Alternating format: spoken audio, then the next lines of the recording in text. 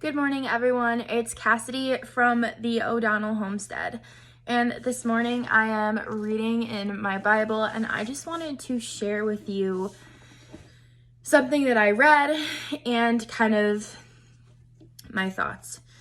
So I was reading in Isaiah, and let me preface this by saying that as someone who cares very deeply about our food system, who cares very deeply about Christianity, about wanting to homeschool our children when we have children one day, about being a homemaker, not having a full-time job, sometimes I very much will say to my husband, and verbatim I will say, man, I just wish I could be normal.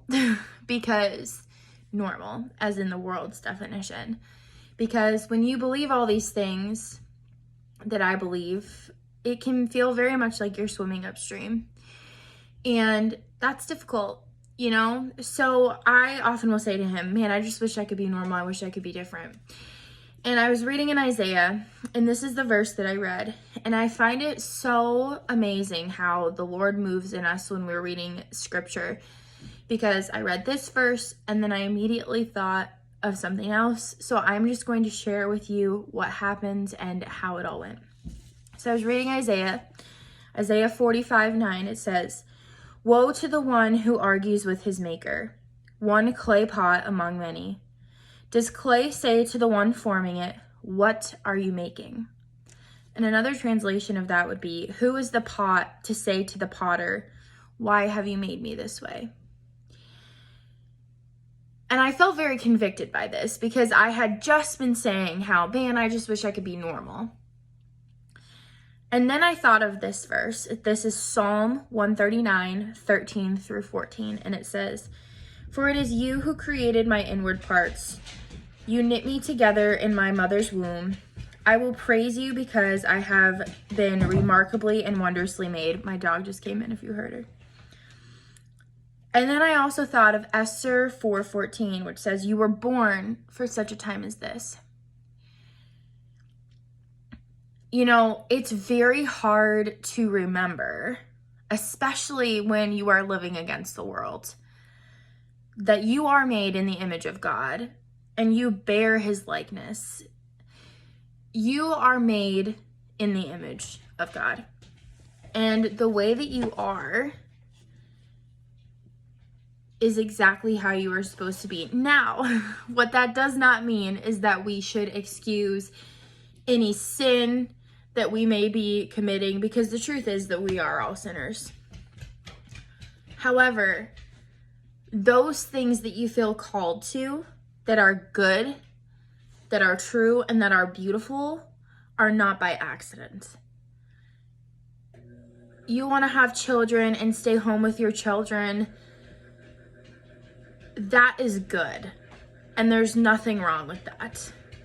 You have children and you go to work to care for your children. That is also good, and there is nothing wrong with that.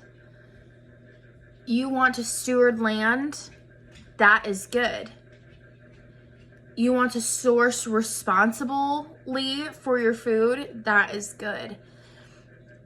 It is not good to ask God, "Why have you made me this way?" Because you were born in the image of him. And you were born for such a time as this. So just try to remember that even though it can be hard to be someone who is on the swimming upstream side of life, as opposed to just going with the flow, that it is worth it. And that it's not by accident.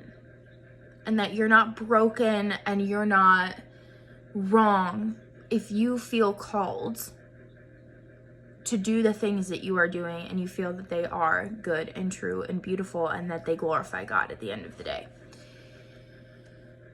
Because the truth is that we can all find ways that we feel like we are swimming upstream. And we can all find ways in which we think that we are different. But who is the pot to say to the potter, "Why have you made me this way?" I hope that you guys have a beautiful day today. And I hope that this was as encouraging to you as it was to me. Because in those moments where I worry about things like money, I worry about things like food, I worry about things like our house, I need to remember that God is sovereign over it all. And I am the pot and he is the potter. So, Slancha, God bless. Until next time.